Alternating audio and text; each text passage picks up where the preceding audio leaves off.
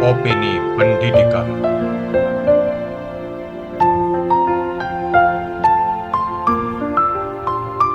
Coba Anda bayangkan, negara menghabiskan lebih dari 5 triliun rupiah dari uang pajak Anda untuk memborong jutaan laptop canggih bagi anak-anak sekolah. Itu angka yang luar biasa besar ya? Sangat masif. Kalau Anda dengar angka segitu, yang terbayang di kepala pasti sebuah revolusi pendidikan, kan? Betul, bayangannya anak-anak di pelosok tiba-tiba jago coding. Nah iya, nilai matematika melonjak, terus ketertinggalan belajar bisa langsung teratasi. Tapi gimana kalau saya katakan bahwa dari triliunan rupiah itu, lebih dari separuh laptopnya saat ini cuma teronggok di lemari-lemari sekolah? Kayak benda mati aja gitu ya? Persis. Jadi dalam penelusuran mendalam kita kali ini, kita bakal membongkar tumpukan dokumen kebijakan, laporan audit investigatif, dan juga temuan lapangan terkait proyek ini. Ini salah satu pengadaan teknologi pendidikan terbesar dalam sejarah kita loh. Distribusi lebih dari 1,1 juta unit Chromebook. Dan yang perlu kita garis bawahi sejak awal buat Anda yang mendengarkan, lensa kita dalam diskusi ini murni analisis desain kebijakan. Betul, bukan ranah hukum ya. Iya, kita nggak akan bahas vonis hukum pidana atau semacamnya. Karena itu porsi pengadilan. Fokus kita adalah bedah kesiapan infrastruktur, dampaknya ke siswa, dan juga value for money dari anggaran tersebut. Pertanyaan utamanya, kenapa uang sebanyak ini gagal mengubah cara belajar di kelas? Nah, kalau dari sumber-sumber yang kita pelajari, mereka punya satu diagnosa utama. Mereka menyebutnya sebagai ilusi digitalisasi. Ilusi digitalisasi, kedengarannya tajam banget. Memang, maksudnya apalagi pasca pandemi kan, kita semua tahu digitalisasi pendidikan itu udah jadi keharusan, bukan sekedar pilihan lagi. Tapi kebijakannya ini seringkali mereduksi makna digitalisasi cuma jadi sekedar aksi beli perangkat keras besar-besaran. Ya, untuk menggambarkan ilusi ini, analoginya gini. Bayangkan Anda membelikan Smart TV layar datar yang paling canggih, lengkap sama koneksi satelit, untuk sebuah rumah di pedalaman. Oke. Tapi masalahnya, kabel listrik aja belum masuk ke desa itu. Wah, nggak bisa nyala dong TV-nya? Nah, itu dia. Dari luar, kalau difoto buat laporan, rumah itu kelihatan udah modern banget kan, karena ada kotak Smart TV di ruang tamunya. Sama persis dengan sekolah-sekolah kita. Di atas kertas, sekolah tampak udah bertransformasi secara digital. Karena lemari mereka penuh sama kardus Chromebook ya. Betul, guru-gurunya udah dibikinin akun belajar ID, terus ada platform Merdeka Mengajar yang terinstal. Tapi kalau kita lihat interaksi harian antara guru dan murid, esensi belajarnya nggak bergeser 1 cm pun. Ini murni cuma transformasi kosmetik. Berarti niat di atas kertas sama realitas di lapangan itu nabrak keras ya. Kalau kita baca dokumen perencanaannya, program ini kan dijanjikan sebagai lompatan kuantum. Janjinya memang selalu manis. Iya kan? Laptop ini diklaim sebagai alat utama untuk ngejar learning loss akibat pandemi, sekaligus untuk pemerataan akses digital ke seluruh Nusantara. Niatnya sangat mulia. Tapi, mari kita lihat data dari BPKP. Wah, ini data yang cukup mengejutkan sebenarnya. Bener banget. Dari 1,1 juta unit yang didistribusikan, ternyata cuma 49% yang benar-benar aktif dipakai. Sekitar 210.000 unit lah. Sisanya masuk kardus lagi. Betul. Terus kalau di lapangan, kebanyakan sekolah cuma ngeluarin laptop ini setahun sekali. Cuma buat gladi bersih dan pelaksanaan ANBK atau Asesmen Nasional. Habis ujian selesai, ya laptopnya dikunci lagi di lemari. Sayang banget kan? Banget. Nah, pertanyaan saya, apakah kita ini terlalu buru-buru nyalain teknologinya? Maksudnya, bukankah wajar kalau guru-guru kita, apalagi yang senior, itu butuh waktu adaptasi yang lebih lama? Sebenarnya akar masalahnya bukan di waktu adaptasi, tapi di mekanika pelatihannya.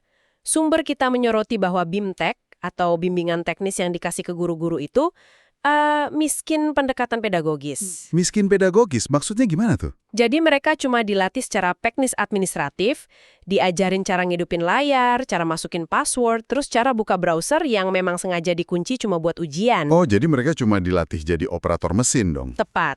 Ibaratnya Anda ngajarin koki cara nyalain kompor gas canggih, tapi kokinya nggak pernah dikasih resep masakan, atau diajarin cara ngolah bahan pakai kompor itu. Kompornya nyala, tapi murid-murid di restorannya tetap kelaparan ya? Bener banget. Padahal esensi teknologi itu baru akan berdampak kalau guru paham strategi integrasinya untuk merangsang nalar kritis anak-anak. Masuk akal. Kalau guru cuma dilatih mencet tombol, wajar aja kalau alatnya nggak dipakai ngajar. Tapi itu belum menjelaskan kenapa laptop secanggih itu ujung-ujungnya mangkrak di banyak daerah. Nah, kalau soal mangkrak, kita harus bedah spesifikasi perangkatnya. Jawabannya ada di arsitektur teknologinya sendiri. Ini yang soal desain cloud first itu ya? Betul. Chromebook ini didesain spesifik sebagai thin client. Artinya, dia sengaja dibuat dengan kapasitas penyimpanan lokal yang sangat kecil. Ya, kalau nggak salah spesifikasi yang dikunci kementerian itu cuma 32 GB kan memori internalnya? Iya, 32 giga. Sebagai perbandingan, buat Anda di rumah, 32 GB itu jauh lebih kecil dari memori smartphone paling murah di pasaran saat ini loh. Kenapa memorinya sekecil itu? Karena dia dirancang untuk bergantung 100% sama komputasi awan atau cloud. Terus masalahnya di mana? Tanpa koneksi internet pita lebar yang stabil, perangkat ini ya pada dasarnya cuma jadi talenan plastik yang nyala, dan disinilah absurditas desain kebijakannya kelihatan jelas. Mendistribusikan perangkat cloud first ke wilayah, kepulauan yang internetnya aja belum rata. Iya, itu cacat perancangan struktural. Sumber kita ngasih contoh kasus empiris yang cukup miris di SMN 1 Bintan Pesisir. Di sekolah itu, router Wi-Fi cuma ada di ruang kepala sekolah. Waduh, terus gimana belajarnya? Coba Anda bayangin secara fisik. Guru bawa puluhan laptop ke kelas, terus puluhan laptop ini bareng-bareng nyoba narik data dari server Google. Sinyalnya harus nembus dinding beton dari ruang kepala sekolah ke kelas. Pasti langsung dondong jaringannya. Secara teknis, jaringan telekomunikasi itu irasional. Bandwidth bakal runtuh, dan layar anak-anak cuma bakal muter-muter loading berjam-jam. Gila sih. Dan kelihatannya pemerintah juga akhirnya sadar ya sama kegagalan infrastruktur ini. Kalau kita perhatikan, di tahun 2024 tiba-tiba mereka ngeluncurin program yang namanya Awan Penggerak. Nah, awan penggerak ini menarik kalau kita bedah cara kerjanya. Kenapa menarik? Beda sama cloud murni yang butuh gawai terhubung terus ke internet global, awan penggerak ini sebenarnya adalah sistem offline server atau peladen lokal. Oh, jadi nggak butuh internet luar saat dipakai di kelas ya? Betul. Materi diunduh sekali waktu ada sinyal, terus disebar ke laptop siswa pakai jaringan intranet lokal di dalam ruangan kelas. Tapi, tunggu dulu. Kalau mereka baru meluncurkan sistem lokal di tahun 2024, itu kan sama aja pengakuan diam-diam bahwa melempar gawai haus sinyal ke daerah 3T di tahun 2021 itu sebuah blunder besar. Tepat sekali. Itu validasi telak. Bagi-bagi solusi berbasis cloud sebelum mastiin fondasi BTS dan fiber optiknya ada, itu kesalahan urutan logika perencanaan negara.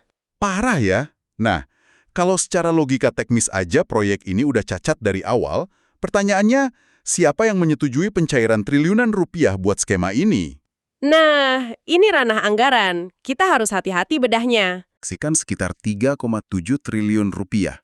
Itu gabungan APBN pusat sama DAK fisik daerah. Terus berdasarkan laporan audit investigatif, ditemukan indikasi penggelembungan harga. Markup harga ya? Iya, rata-rata 4 juta rupiah per unit laptop. Total kerugian negaranya itu menembus 5,26 triliun rupiah loh. Yah, 5 triliun lebih. Dan sekali lagi, kita nggak berfokus nyari tahu siapa oknumnya, tapi pikirkan ini, 4 juta rupiah yang digelembungkan untuk satu laptop, itu setara sama gaji 2 atau 3 bulan seorang guru honorer di pelosok. Ini masalah efisiensi uang pajak yang luar biasa serius. Dan isu value for money ini jadi makin rumit kalau kita bedah tata kelola pengadaannya. Sumber kita menyoroti Permendikbudristek nomor 5 tahun 2021. Aturan menteri itu ya. Ada apa di situ? Di dokumen hukum itu ada praktek hard coding. Hard coding di sini maksudnya kementerian mengunci spesifikasi teknisnya ya? Betul, mereka mewajibkan seluruh perangkat ini menggunakan satu sistem operasi tunggal, yaitu Chrome OS. Sebentar. Mengunci spesifikasi ke satu merek tertentu di tingkat regulasi, itu kan menyalahi prinsip kompetisi terbuka. Makanya, dalam literatur kebijakan publik, ini disebut regulatory capture. Situasi di mana aturan negara yang harusnya netral malah dibajak buat mengunci dan menguntungkan satu entitas bisnis spesifik. Dan efeknya pasti jadi ketergantungan ya? Iya, terjadilah vendor lock-in. Negara jadi bergantung absolut sama satu ekosistem teknologi asing. Dan ketergantungan ini tuh nggak cuma soal sistem operasi gratis. Dari catatan audit yang kita pegang, negara ngeluarin sekitar 44 juta dolar AS. Itu puluhan miliar rupiah loh, cuma buat beli lisensi Chrome Device Management atau CDM, cuman perangkat ini. Lisensi CDM ini kan fungsinya sebagai alat kontrol terpusat. Administrator bisa ngelola perangkat dari jarak jauh. Tapi efek samping strategisnya jauh lebih besar buat korporasinya. Efek samping apa tuh? Secara nggak langsung, negara kita udah ngebangun pipa data raksasa. Lewat perangkat ini, entitas multinasional itu bisa merekam jejak digital jutaan pelajar kita sejak usia dini. Tunggu, data seperti apa yang lagi kita bicarakan? Apa ini bahaya? Bayangin segala hal yang terjadi di atas keyboard dan layar. Kecepatan anak mengetik, pola mereka ngejawab soal, durasi rentang perhatian ke materi tertentu, sampai profil demografis pencarian web. Wah, itu detail banget. Dan di dunia teknologi sekarang, data komprehensif kayak gitu adalah bahan bakar paling mahal buat melatih algoritma artificial intelligence mereka. Oh, wow. Berarti ini kayak tambang emas data ya? Kalau di dunia startup, itu kan ada istilah customer acquisition cost, biaya buat dapetin satu pengguna baru. Nah, bener. Perusahaan raksasa biasanya harus bakar uang miliaran dolar buat subsidi promo, biar orang mau masuk ke ekosistem mereka. Tapi di kasus ini, Mereka dapat pengguna dengan zero cost ya? 0 rupiah, karena negara kita yang nanggung semua biaya promosinya. Negara yang beli perangkat kerasnya secara penuh pakai uang pajak, harganya di markup pula. Sementara korporasi asing itu cuma duduk manis nerima pangkalan data raksasa secara gratis. Gila, ini mekanisme transfer kekayaan yang sangat mengerikan kalau kita pikir-pikir. Uang pindah, data juga dipanen, terus dengan triliunan rupiah yang keluar ini, gimana sih pemerintah mendefinisikan kalau proyek mereka ini sukses? Biasanya mereka pakai dashboard analitik mereka sendiri buat ngukur kesuksesan. Oh ya? Apa aja tuh indikatornya? Yang dipamerin itu angka-angka kayak berapa juta akun belajar ID yang berhasil didaftarkan. Atau seberapa tinggi lonjakan traffic login guru-guru di platform Merdeka Mengajar. Sebentar, bikin akun email sama ngeklik login itu kan cuma aktivitas birokrasi yang dipindahin ke layar digital. Nah, ini poin krusialnya. Sumber analisis kita ngasih distingsi yang sangat tajam antara output administratif dan outcome pendidikan. Dua hal ini sering dicampur adukan ya sama pengambil kebijakan? Sering banget, biar pendengar nggak terjebak sama metrik ilusi ini, kita harus perjelas bedanya. Oke, silakan. Gimana bedanya? Gini, output administratif itu segala hal yang bisa dihitung sama sistem server. Berapa truk laptop yang nyampe di sekolah? Berapa persen akun yang aktif? Berapa kali guru ngeklik video pelatihan? Itu semua cuma output. Cuma bukti kalau mesinnya nyala ya? Betul. Nah, kalau outcome pendidikan, itu adalah hasil substantif dari belajarnya. Apakah nalar kritis anak-anak kita meningkat waktu mecahin masalah? Apakah skor PISA kita membaik? Buat yang mungkin lupa, PISA itu evaluasi global untuk mengukur kemampuan matematika, sains, dan literasi siswa ya? Iya. Dan sekedar ngeklik tautan di layar 11 inci itu nggak punya kekuatan magis buat bikin siswa tiba-tiba paham kalkulus atau kritis menganalisis teks. Benar juga? Sampai detik ini tuh belum ada bukti konklusif yang nunjukin masuknya ratusan ribu mesin ini berhasil benerin krisis kualitas belajar kita. Kita ini terlalu sibuk ngukur berapa kali tombol ditekan, sampai lupa ngukur apakah otak siswanya beneran berkembang. Jadi, metrik keberhasilan kita murni terdistorsi ilusi aktivitas tadi. Tapi, mari kita berhenti sejenak. Supaya diskusi kita ini tetap fair dan objektif, kita harus coba lihat dari sudut pandang pembuat kebijakan di tahun 2021. Oke, mari kita lakukan uji keseimbangan. Waktu itu, kita kan lagi di puncak darurat pandemi. Sekolah tatap muka tutup total, ratusan ribu anak terancam putus sekolah. Bukankah wajar kalau pemerintah merespons dengan cepat pakai pengadaan teknologi massal? Masuk akal di awal, tapi mari kita bedah. Terus juga, pengadaan ini kan diikat aturan TKDN atau tingkat komponen dalam negeri. Artinya, laptopnya dirakit di pabrik lokal. Bukankah ini bagus buat industri kita?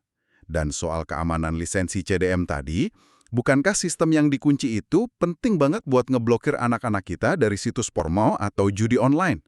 Argumen pembelaan ini emang dirancang sedemikian rupa supaya terdengar sangat solid kalau dipresentasikan. Tapi Waktu dibenturkan sama realitas audit teknis, logikanya patah semua.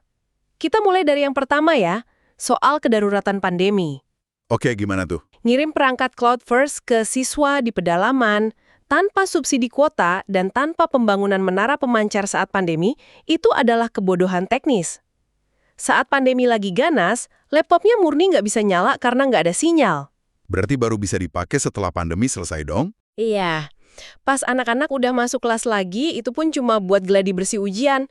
Solusi krisis ini nyatanya nggak ngejawab krisis saat itu. Poin yang telak banget. Alat darurat tapi nggak bisa nyala waktu darurat. Terus gimana sama argumen TKDN dan industri lokal?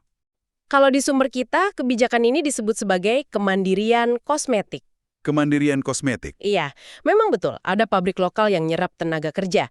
Tapi pekerja kita cuma kebagian tugas ngerakit bodi plastik, layar ke papan sirkuit, terus masang bautnya. Cuma ngerakit perangkat kerasnya aja ya? Betul. Di rantai pasok ekonomi digital modern, uang gedenya itu bukan di cangkang plastik.